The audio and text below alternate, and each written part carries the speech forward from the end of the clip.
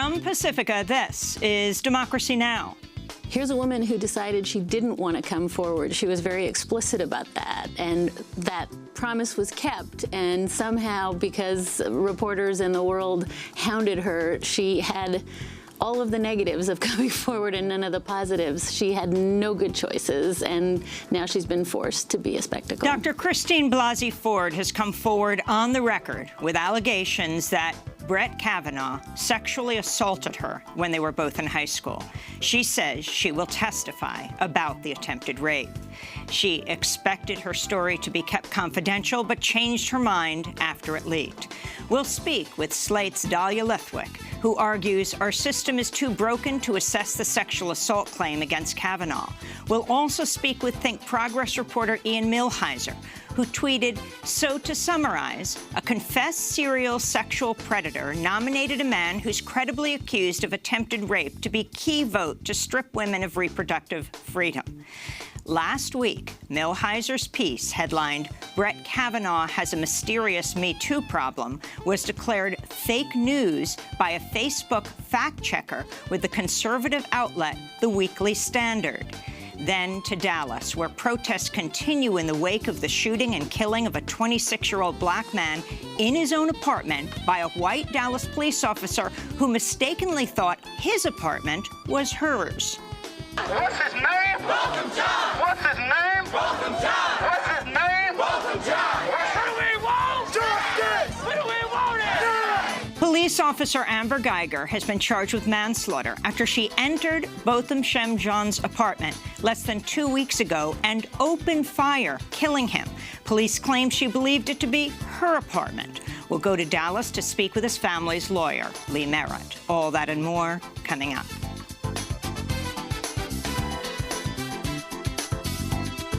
Welcome to Democracy Now!, democracynow.org, The War and Peace Report. I'm Amy Goodman. In an explosive interview with The Washington Post, California professor Dr. Christine Blasey Ford has accused Supreme Court nominee Brett Kavanaugh of attempted rape while the two were in high school. She told the Post Kavanaugh and his friend pushed her into a bedroom during a party, and that Brett Kavanaugh then forcibly pinned her down on a bed and tried to pull off her clothes. She says she tried to scream, but that Kavanaugh put his hand over her mouth to silence her.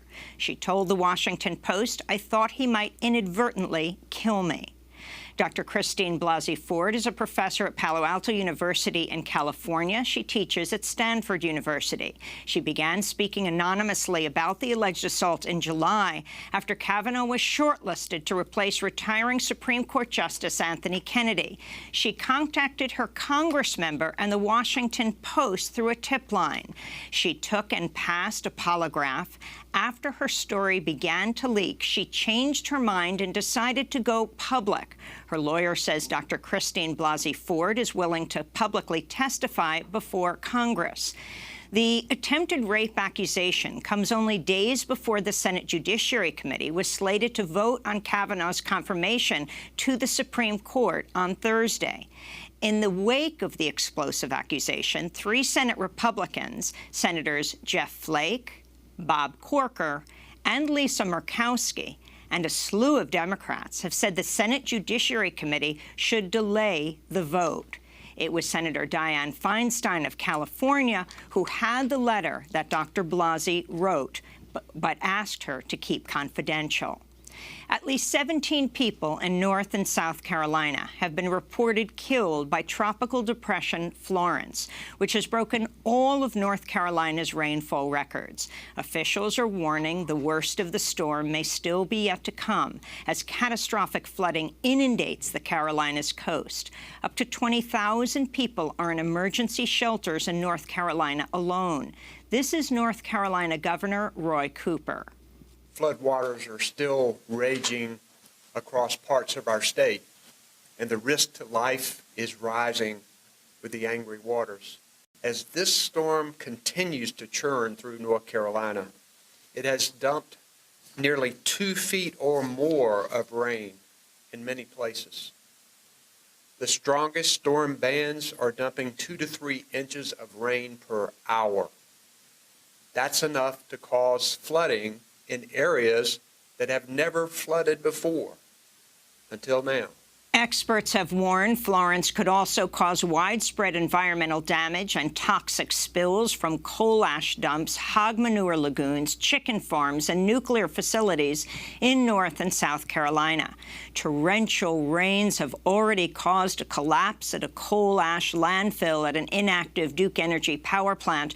Duke Energy says 20,000 cubic tons of ash were released and could run off into the nearby Cape Fear River. In Asia, Typhoon Mangkhut continued to wreak destruction in its path, reaching mainland China after ripping through the Philippines and Hong Kong. Authorities say the storm has killed at least 69 people so far, with the death toll expected to rise. Over the weekend, authorities found 43 bodies buried in a landslide near a gold mine in the Philippines. Officials say as many as 100 people may have died in this landslide alone. Meanwhile, in China, more than 3 million people have been evacuated from the path of the storm.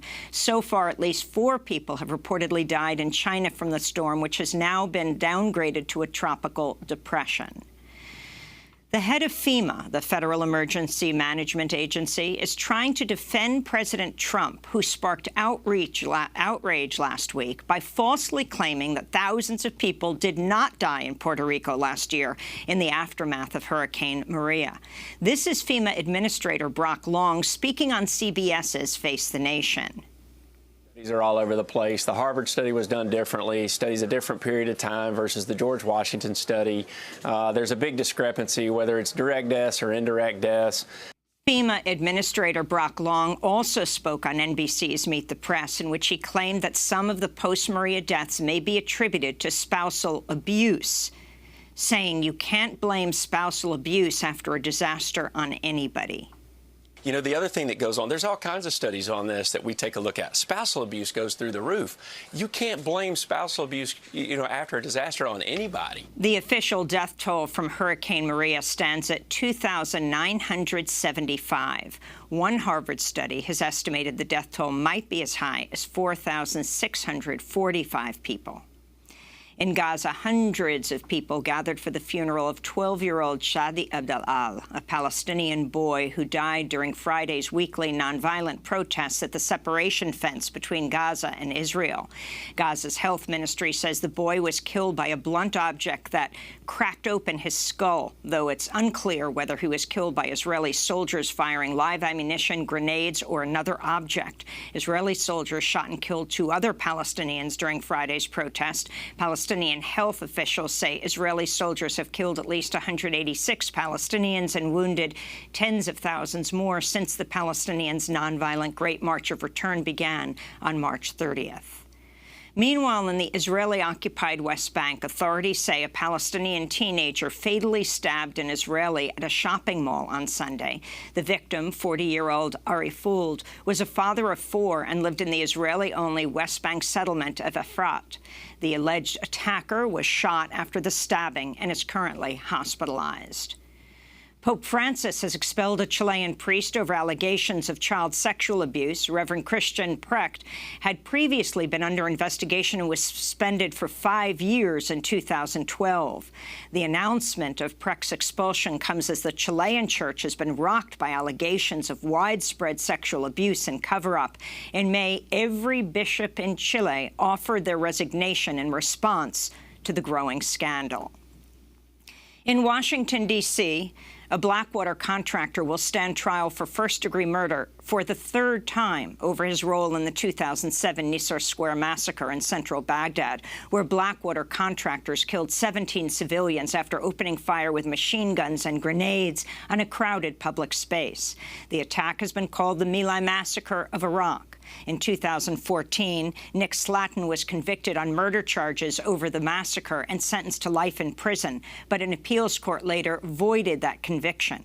In addition to throwing out Slatton's murder conviction, the panel also overturned the 30-year terms given to the other defendants, saying the sentences violated the Constitution's prohibition on cruel and unusual punishment. Slatton's second trial ended in a hung jury 2 weeks ago.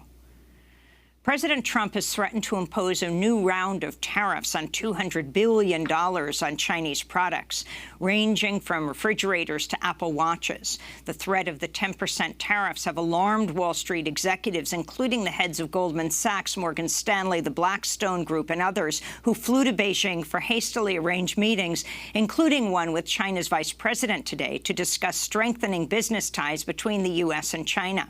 Trump's latest tariff threat may also jeopardize the planned trade talks between Treasury Secretary Steven Mnuchin and top Chinese officials later this month.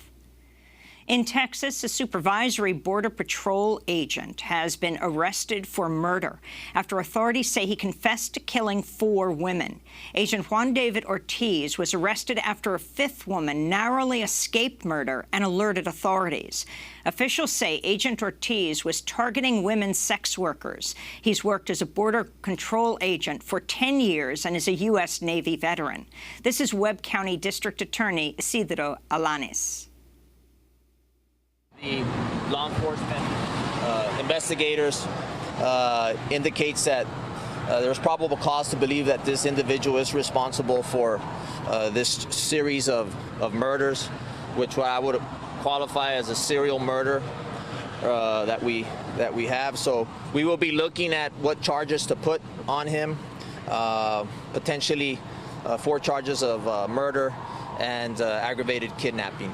Guatemala's highest court has ordered President Jimmy Morales to allow the United Nations-backed Anti-Corruption Commission to return to Guatemala and carry out its investigation into graft and illegal campaign financing. This is the second time in 2 years that Guatemala's Constitutional Court has ruled in favor of the commission over the president. Mass protests erupted after President Morales tried to shut down the investigation, which is investigating the president for over $1 million in illicit campaign financing. Similar investigations by the commission have brought down other high-ranking Guatemalan leaders, including the previous president, Otto Perez Molina. In Germany, thousands protested Sunday against the planned expansion of a coal mine in Hambach Forest by German company RWE. The expansion would require clearing the forest, which has been occupied by environmental activists since 2012, in an effort to prevent the project from moving forward. Forced evictions of activist tree houses started last week after German authorities ordered the immediate clearing of the area. The mine is the largest open-pit coal mine in Europe, producing a highly polluting fossil fuel called lignite. For more on the resistance in Hambach Forest, you can go to our website at democracynow.org. We visited Hambach Forest last year and went into the trees where the tree sitters continued to have their tree houses. And over the weekend, activists in Europe protested outside banks in France and Germany to mark the 10-year anniversary of the collapse of Lehman Brothers, whose bankruptcy on September 15, 2008, is seen as the start of the global financial crisis. Millions of people in the United States and around the world lost their jobs, homes, and life savings, even as the U.S. government bailed out some of Wall Street's biggest failing banks. The financial crisis also sparked massive global anti-capitalist movements, including the Occupy movement and the M15 movement in Spain and the massive anti-austerity movements in Greece. This is activist Aurélie Trouvé speaking at the protest in France this weekend. The government should make it so that we can take the money from the wealthiest from financial institutions for this ecological and social transition.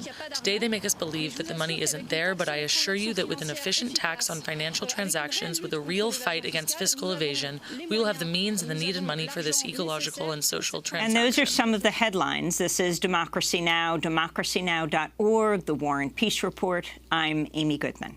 We begin today's show with explosive allegations against President Trump's Supreme Court nominee, Brett Kavanaugh, that stem from an interview published Sunday by the Washington Post with a woman who's come forward to accuse Kavanaugh of attempting to rape her in high school.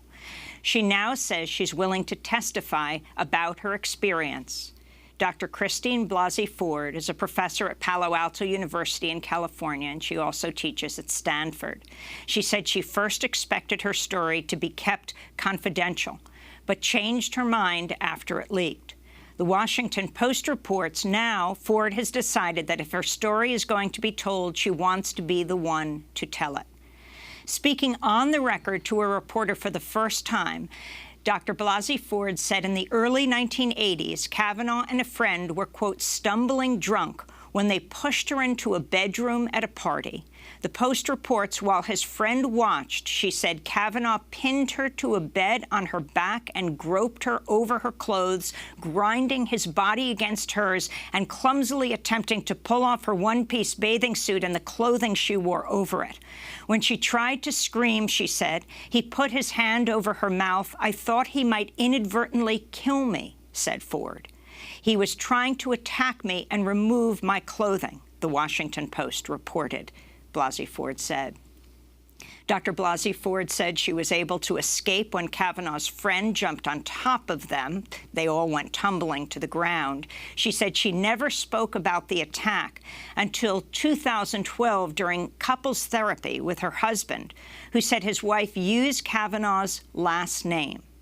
Then, in early July, after Kavanaugh was shortlisted to replace retiring Supreme Court Justice Anthony Kennedy, Dr. Blasey Ford contacted her Congress member, California Democrat Anna Eshoo, and then sent a letter via Eshoo's office to California Senator Dianne Feinstein, the ranking Democrat on the Senate Judiciary Committee.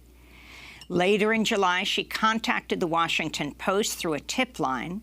She also took a polygraph test regarding the incident, which the paper reviewed, and she passed. But for weeks, she declined to go public, citing concerns about her and her family and privacy, even as Judge Kavanaugh could still be confirmed. Blasey Ford told the Post, quote, why suffer through the annihilation if it's not going to matter? But last Wednesday, The Intercept broke the news that Senator Feinstein had a letter describing an incident involving Kavanaugh and a woman in high school, and that Feinstein was refusing to share it with her Democratic colleagues. Feinstein then issued a statement that the author had, quote, strongly requested confidentiality, declined to come forward or press the matter further, and I have honored that decision. I have, however, referred the matter to federal investigative authorities, Feinstein said. The FBI reportedly sent the letter to the White House to be included in Kavanaugh's background file after redacting Blasey Ford's name, which then sent it to all of the senators on the Senate Judiciary Committee. On Friday, The New Yorker magazine reported the letter's contents but did not reveal Blasey Ford's identity. As reporters began to visit Blasey's home to ask for comment, she ultimately decided to speak to the Washington Post and identify herself for the story that it published on Sunday. Judge Kavanaugh has since repeated his previous denial that such an incident ever took place. All 11 Republicans on the Senate Judiciary Committee are men. Senate Judiciary Committee Chairman, Republican Charles Grassley, responded by releasing a letter from 65 women who say they knew Kavanaugh in high school and that, quote, he has behaved honorably and treated women with respect and has stood out for his friendship, character, integrity.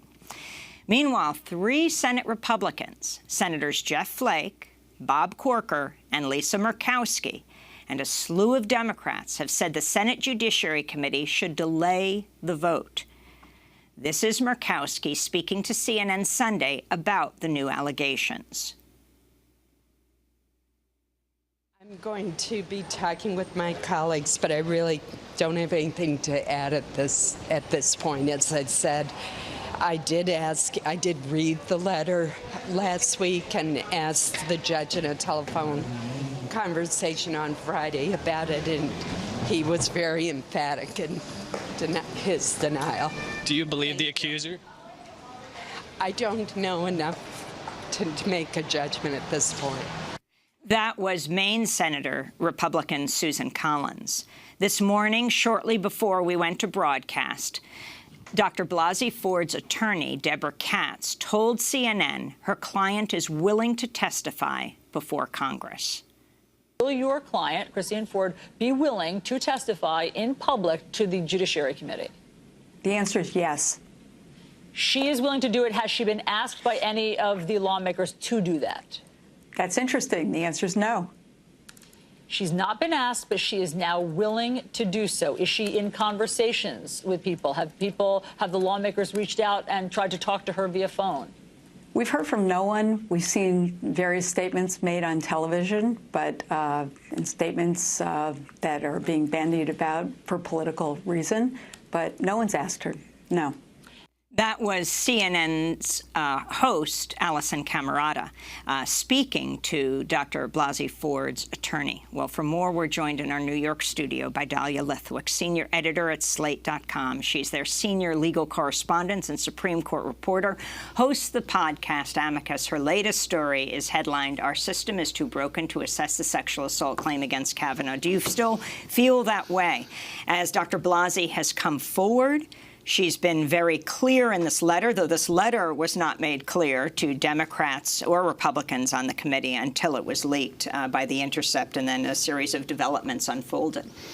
I think I still feel that way. I feel pretty strongly that neither journalism nor high intensity Senate confirmation hearings are the appropriate fact-finding, reason-based enterprises to come to the bottom of this. And I think I probably still feel, as I felt when I wrote the piece, that the cost of forcing somebody into this system to have this conversation under the Klieg lights of a Senate hearing where nobody is willing to be persuaded because the battle lines have been drawn is the very, very worst way. If what you really want to do is have a truth-seeking enterprise, this is not the way to do it. So the question is, though, should Judge Kavanaugh be confirmed as Supreme Court Justice? The day that's set for the Senate Judiciary Committee vote is Thursday.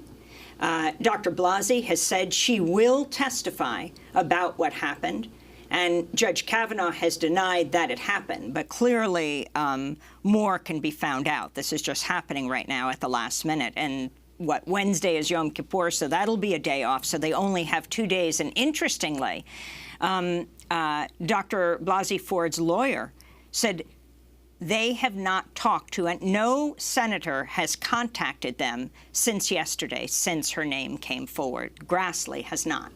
It seems to me this is materially changes the game. It is what you'll hear from the Republican senators in terms of pushback isn't, I don't believe her. It isn't that she doesn't have a name and a face, because now she does have a name and a face. So all we're hearing is it's too late. It's too late. These hearings that we rushed along, we refused to disclose, tens and thousands of pages of documents. Now, explain that a little further for people who haven't been following this. Well, I think this entire thing was entirely corroded by the fact that for the first time in history, 90% of Kavanaugh's documents were withheld from the public, from the Judiciary Committee. They were being vetted, not by the National Archives, as documents have traditionally been vetted. They were being vetted by a Republican lawyer who had worked with Judge Kavanaugh in an earlier life. The whole system was designed to sort of rocket this thing through with minimal scrutiny, and that's almost every time that Kavanaugh was tripped up last week in the hearings. It was because something came out that should have been disclosed earlier. And so this is another matter where you can certainly say, oh, it's too late, but this time clock was created by the same Senate Judiciary Committee Republicans who held a seat vacant for over a year when it was Merrick Garland's turn to be vetted. I wanted to bring Ian Millhiser into this discussion, senior fellow at the Center for American Progress Action Fund and the editor of Think Progress Justice. Before we get into your piece, Ian, just this latest news and your response. Yeah, well, let me say the most important thing I'll probably say, which is that I believe Christine Blasey Ford. This is a very credible accusation. In journalism, one thing that we look at when a person who is in the news is accused of something is whether the accuser made the accusation before the person was in the news. And in this case, she told her therapist about this in 2012. The Washington Post obtained the therapist's notes, which is a truly extraordinary thing for a newspaper to obtain. So this is an extraordinarily credible allegation, and I think in any sensible world, the Senate would hit pause on this confirmation process. They would dig in deep into this allegation, and they would not vote to confirm this man unless they were absolutely sure that this allegation was false. And what do you think should happen at this point, Ian? Well, I mean, like I said, I think they should hit pause on the nomination. You know, the Professor Ford has said that she is willing to testify, so they can reopen the hearings. They can bring her in to testify. And the standard here, I mean, at this stage, when you have this credible an allegation, the burden of proof should be on the people who want Kavanaugh to be confirmed. This is not a criminal trial where you have a beyond a reasonable doubt standard. This is a case where Brett Kavanaugh, who was nominated to be the fifth vote to kill Roe v. Wade, is going to be given immense power over tens of millions of people, and specifically tens of millions of women. And you don't give someone that kind of power if you're unsure as to whether or not they committed attempted rape. We're going to break and then come back to this discussion. Our guests are Ian Millhiser, editor of Think Progress Justice, senior fellow at Center for American Progress Action Fund. And we're joined by Dahlia Lithwick, senior editor at Slate.com, their senior legal correspondent and Supreme Court reporter. This is Democracy Now! Back in a minute.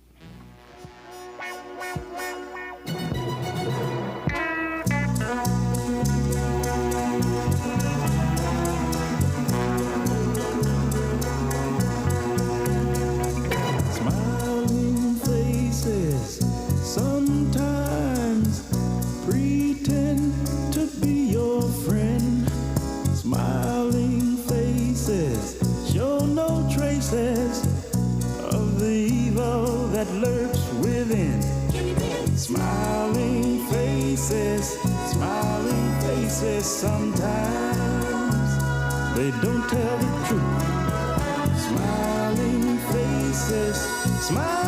faces tell lies, and I got proof. Oh Lord,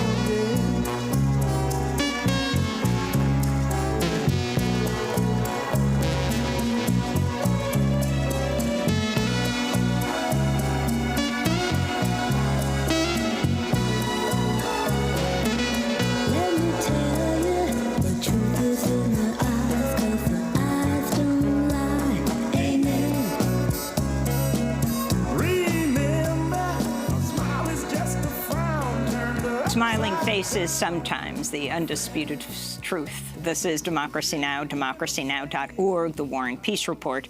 I'm Amy Goodman. Last week, Think Progress published a report by senior fellow Ian Millhiser that was headlined, Brett Kavanaugh said he would kill Roe v. Wade last week, and almost no one noticed.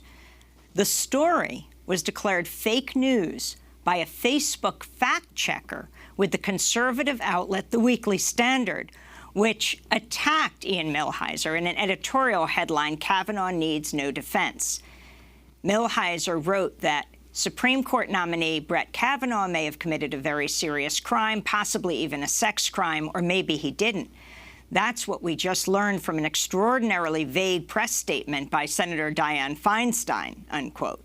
The editors at the Weekly Standard responded, quote, nope, that's not what we learned from Feinstein's statement, because you can't learn that maybe a thing happened and maybe it didn't. All we'll learn about the mendacious commentary on it from hitmen like Millhiser is that Senate Democrats are willing to disgrace themselves and defame a good man in order to propitiate their most vicious supporters, the Weekly Standard wrote.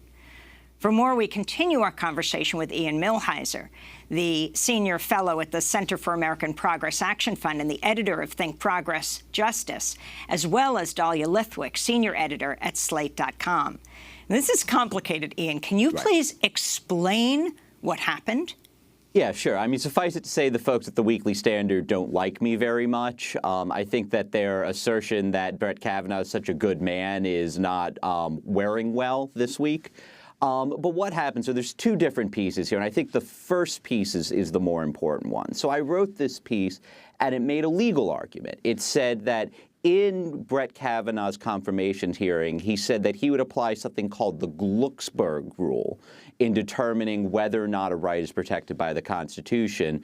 And I took that statement and then I laid it against another statement he made in 2017, where he said that Roe v. Wade is inconsistent with Glucksberg. So in his hearing, he said he would apply Glucksberg. In 2017, he said Roe v. Wade is inconsistent with Glucksberg. It's not that hard to figure out what he thinks about Roe v. Wade. And the Weekly Standard is one of 5 outlets, the only ideological outlet, there's no liberal outlet that has the power to do this, that Facebook has given the power to censor other content that is shared on Facebook if that content is deemed to have a factual error. And so the Weekly Standard decided, and it's this really narrow semantic dispute. In my headline, I said, he said it and no one noticed.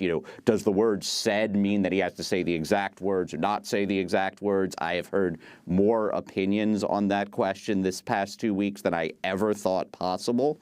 But in any event, they use this power to censor pieces, to censor my piece, to label it fake news, to impose the exact same sanction on me and this piece that would be imposed upon a piece that claimed that the Pope endorsed Donald Trump or some other completely fabricated lie. And what our position has been throughout all of this is the Weekly Standard, our ideological enemy, so, an outlet that personally attacked me in an editorial last week, should not have the power to censor my work or any other liberal outlet's work. It is a conflict of interest, and Facebook should strip them of that authority. Now, so let's talk about what happened next. The Intercept, which is the one that broke the story about the secret letter that Dianne Feinstein had.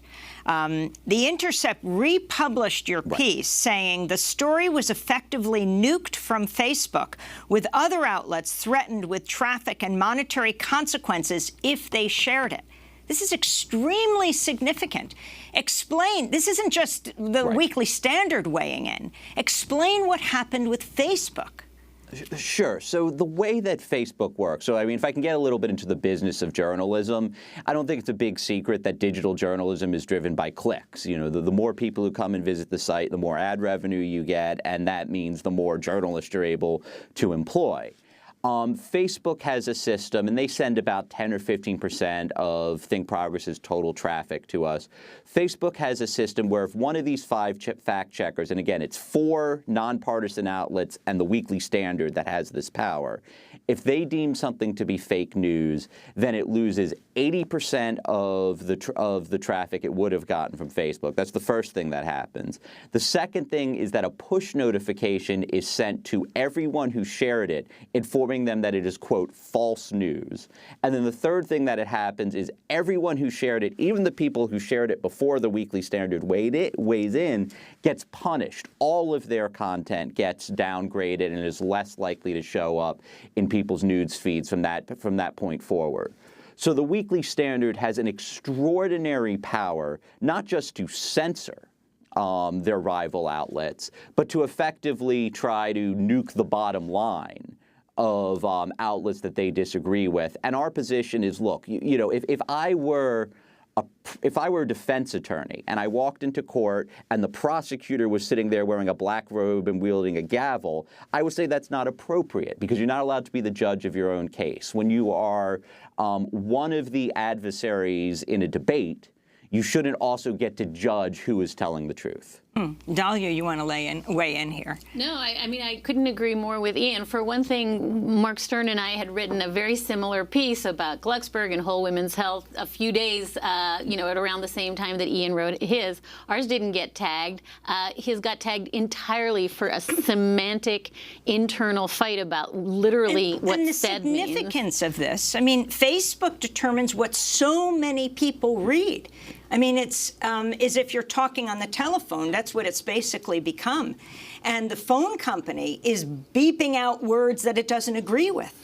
When Facebook has this kind of monopoly on information, when they deem something is not true, and I want to take this a step further.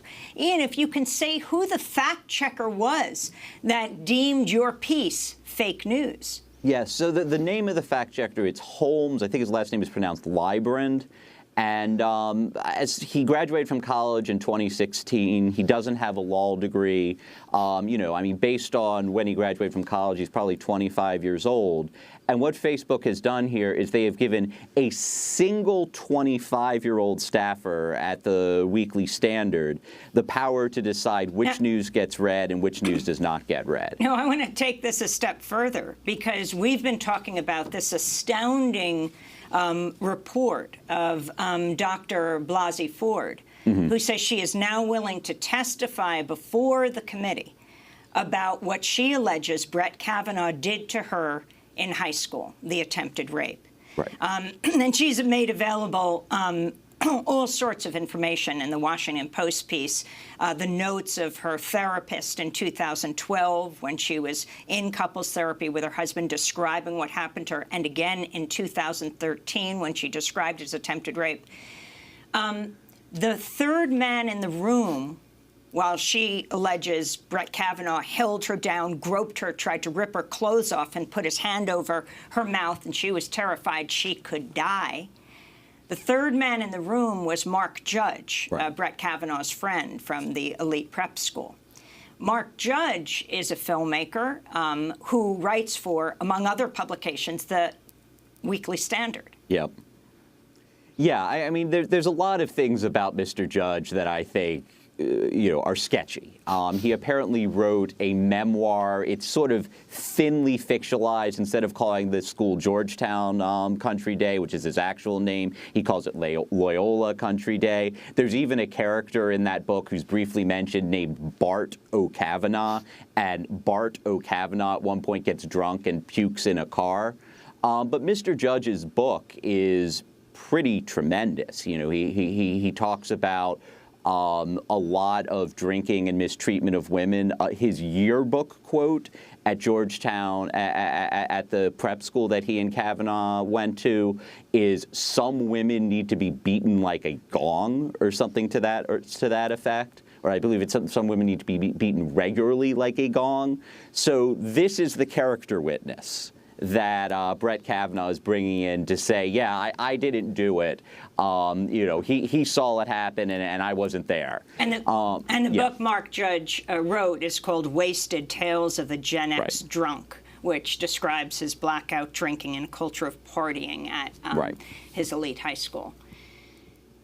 Yeah, no, I mean, it's this extraordinary book that, like, if you were to write something to destroy your credibility, and to destroy your credibility, particularly in this instance, where the accusation is that you and a classmate got drunk and participated in the sexual abuse of a woman, this book would completely blow your credibility. Dahlia Lithwick, go back to Anita Hill. Go back to the hearings. Of course, the echoes of this are so strong right now.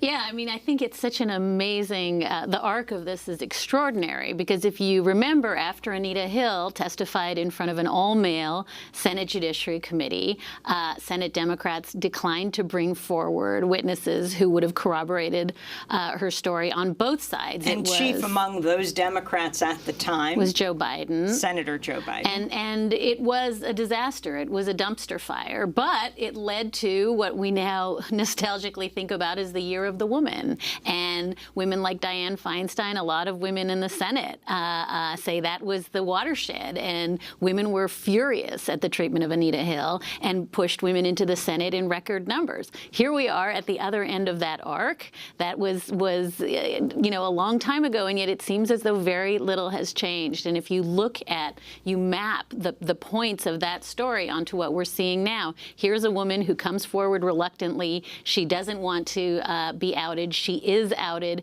There's this all happens after the hearing is formally over. I mean, at each turn, it looks exactly the same. Well, Anita Hill has issued a statement on the sexual allegations against the sexual misconduct, attempted rape allegations against Brett Kavanaugh.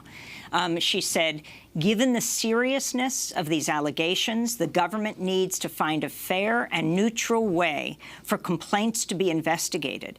I have seen firsthand what happens when such a process is weaponized, she said. So now I want to go back to a clip from the 1991 confirmation hearings for Supreme Court nominee at the time, Clarence Thomas, when Anita Hill testified during the hearing alleging sexual harassment against Thomas. This is from Anita Hill's opening statement. After approximately 3 months of working there, he asked me to go out socially with him. What happened next and telling the world about it are the two most difficult experiences of my life. It is only after a great deal of agonizing consideration and great number of sleepless nights that I am able to talk of these unpleasant matters to anyone but my close friends.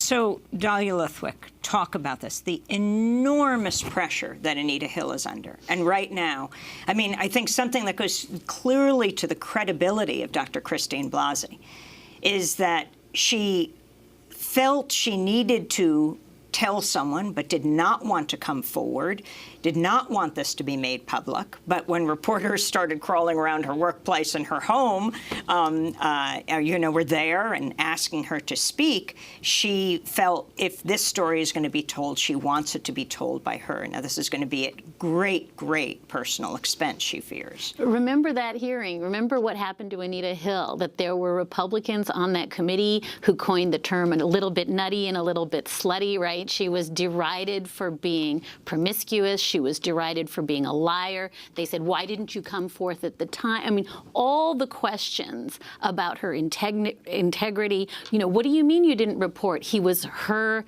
boss and she didn't report? How is that possible? And at every turn, given the opportunity to actually listen to what she was saying or to malign her personally, the decision was made to malign her personally. And she has spent the rest of her life, you know, she had said after the hearing, I'm going to take a year and try to sort out this sexual harassment in the workplace thing. All these years later, she's still doing it. And so I think if you look at the ways in which, and she's amazing, by the way, I just want to say, like, having gone through the wood chipper, she is extraordinarily hopeful that the sort of arc of the moral universe is trending toward fairness, but the ways in which this maps so perfectly onto her experience. And immediately when Dr. Ford came forward, we started hearing, you know, murmurs about maybe she was drunk and why didn't she come forward? And, you know, they were just kids and who among us hasn't assaulted a 15-year-old and drunkenly at a party? And so in a very profound way, what's depressing about this is how little has changed, even though so much should have changed right after her hearing.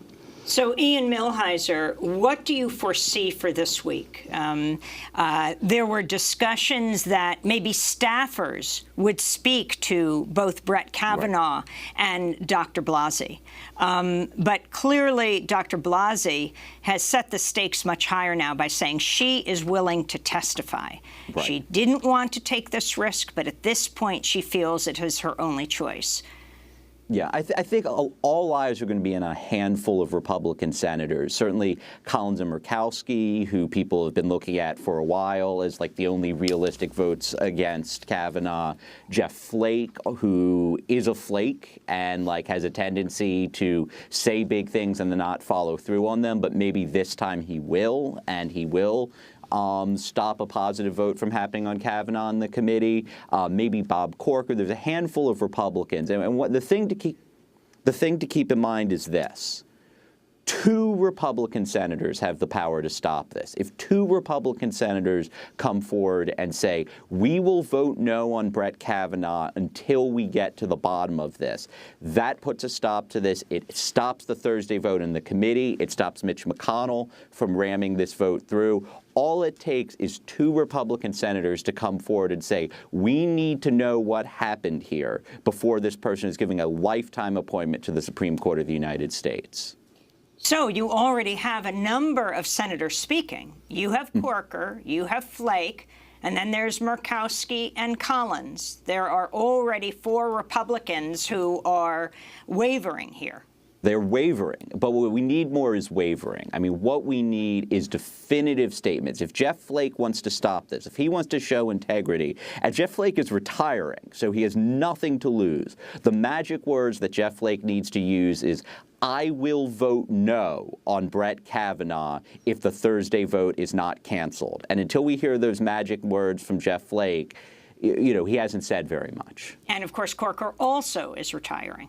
Right. Corker is also retiring. And you know, Susan Collins is the senator from a blue state. She's the senator from Maine. She can run, you know, but even before this happened, she could run for re-election in 2020 as the senator who saved Roe v. Wade or as the senator who killed Roe v. Wade. Now she can be the senator who put someone who has a credible allegation of attempted rape on the Supreme Court, or she can be the person who said stop.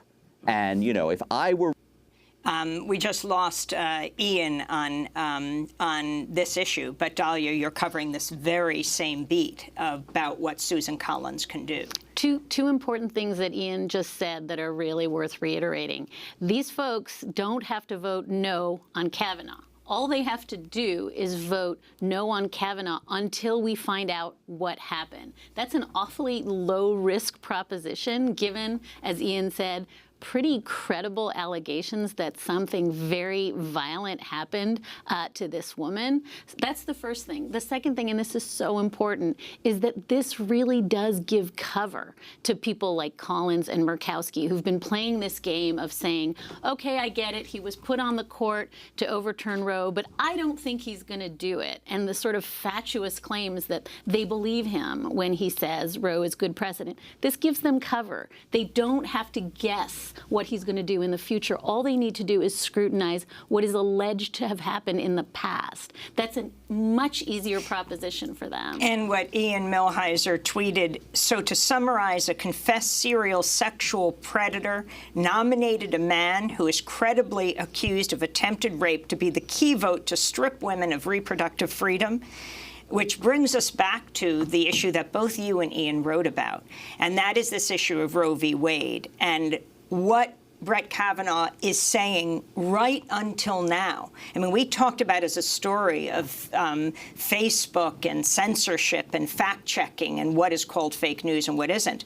But the substance of the point that you wrote about on Roe v. Wade and what we understand Brett Kavanaugh has said right until now in 2018. It's so important, Amy. It's the most important piece of this. This is a person who there was no doubt. Donald Trump was unequivocal when he ran for office. He said, I will put someone on the court who will overturn Roe. Donald Trump also talked about punishing women who had abortions. He was clear. Then he put someone on the court who has quite an extensive history of writing in praise, for instance, of Justice Rehnquist's dissent in Roe. It's not unclear. And that was Neil Gorsuch. Well, no, and now Kavanaugh. I mean, he's explicitly picked someone who has spoken, who has written in the Garza case about abortion on demand. All the code words are there. Mm-hmm. And all the pro-life... The Garza case, yes. The immigrant woman who wanted to have an abortion who was being held in Texas and ultimately did succeed in getting one. But Kavanaugh actually wrote that she shouldn't. Right. He would have put up new imaginary roadblocks, she kind of done everything she had to do under the law, and he constructed new tests that would have made it virtually impossible for her to procure an abortion. All of this happens, and the pro-life groups, by the way, pushing him out and celebrating him. This is the beginning of the end. Roe ends.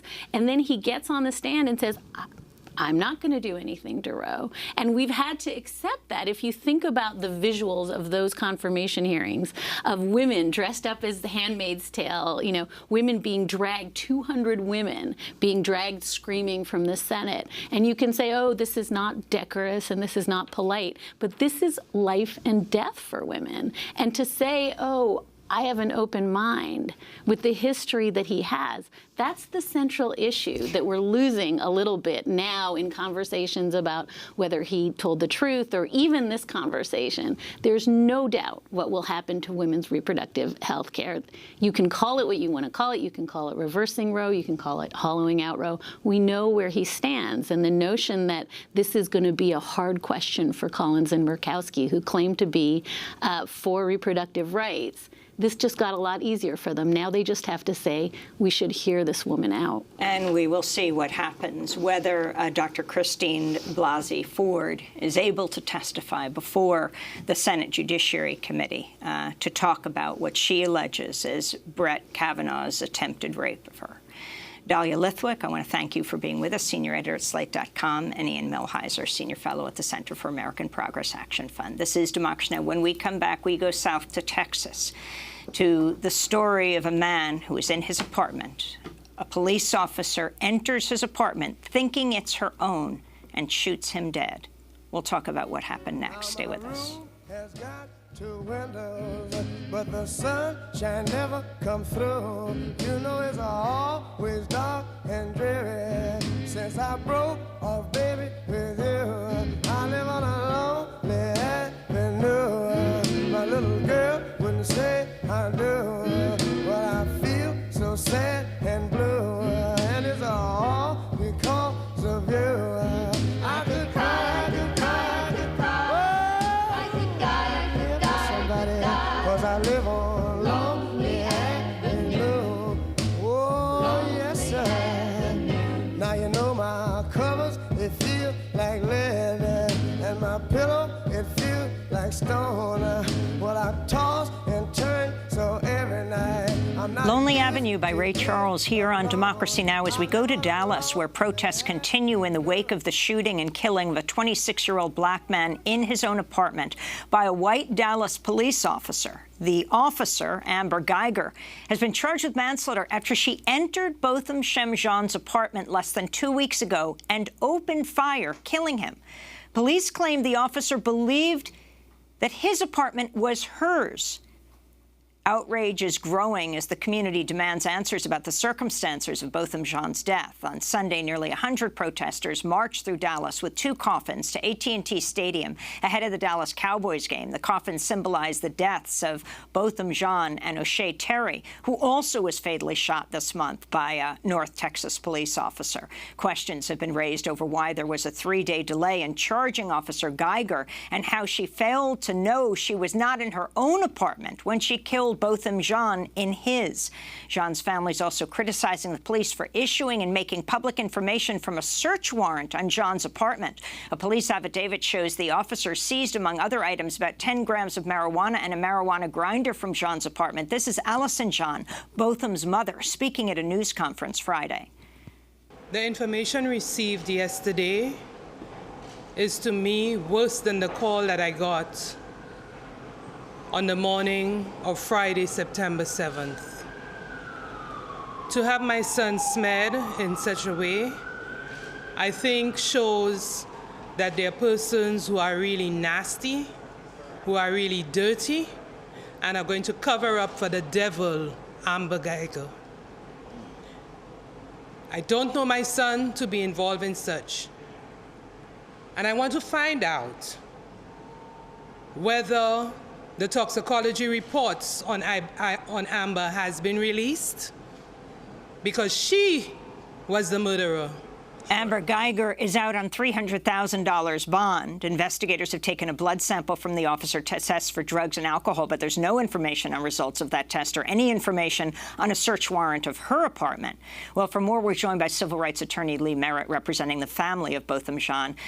Lee Merritt, welcome to Democracy Now! Can you explain what's happening in this case? I mean, people have to be all over as they hear the story of a police officer who gets off duty, walks into, well, the police claim she thought it was her apartment, but it was the apartment of Botham Jean, and then shoots him dead.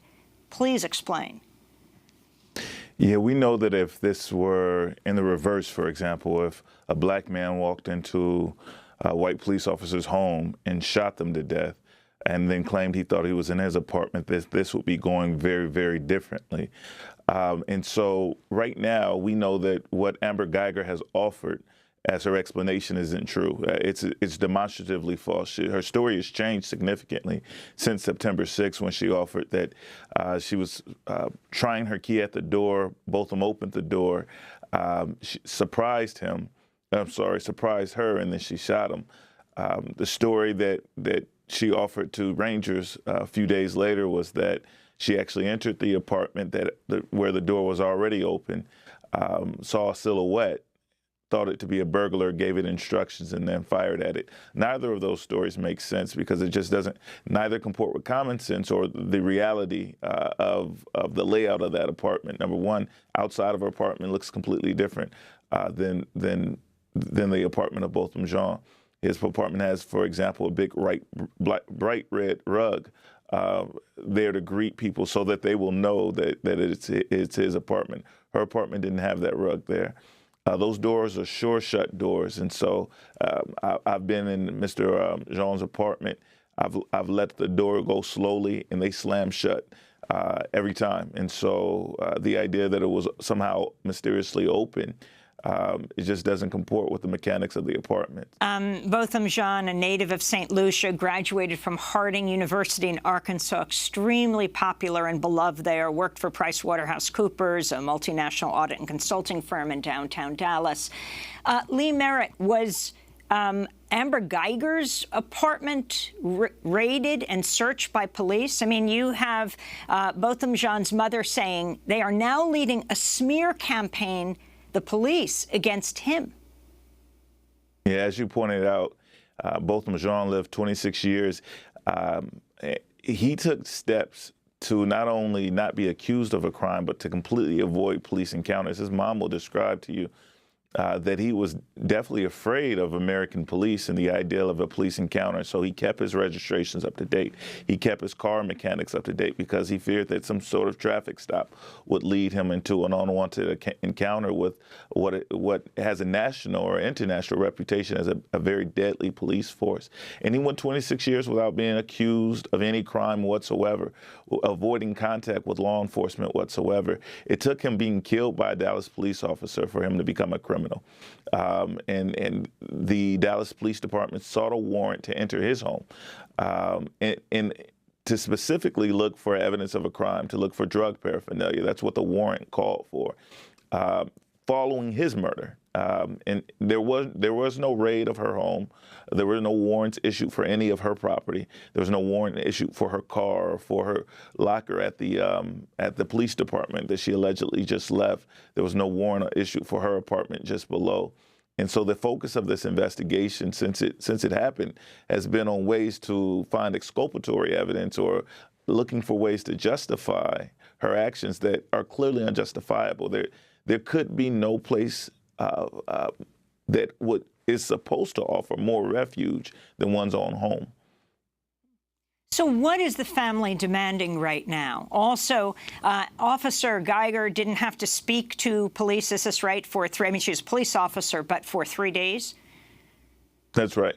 And in fairness, no one has to speak, no one accused of a crime has to speak to police officers ever, of course, under the Fifth Amendment. I'm sorry, under the Fifth Amendment, citizens are protected from having to testify against themselves. However, law enforcement officers are giving 3 days under their internal affairs policies to prepare a statement. She volunteered her story the night of. Unfortunately, it changed since then. To back up what this family is demanding in this case is that the charges that have gone forward 3 days later, which was manslaughter, be increased to murder. We can't find a sufficient justification for her entering his home. And we know now that what she's saying isn't true. And so that applies that element of malice that we think that the charge of murder as opposed to manslaughter would be more appropriate. A simple request that this family has made of the city of Dallas and the Dallas Police Department is that this officer be fired. Whether she committed murder or manslaughter, as we believe, she committed a crime, a serious crime. There's no reason that she should remain employed with the Dallas Police Department. We've also called for the Dallas Police Department to end the smear campaign against the decedent, against Botham Jean, and focus their energies on gathering evidence, collecting or discovering witnesses who might make clear what actually happened that night. Well, I want to thank you for being with us, and I hope that we can speak to you soon about developments in this case. Lee Merritt, civil rights attorney representing the family of Botham Jean, who was shot and killed by Dallas police officer Amber Geiger in his own apartment. She said she mistook his apartment for hers.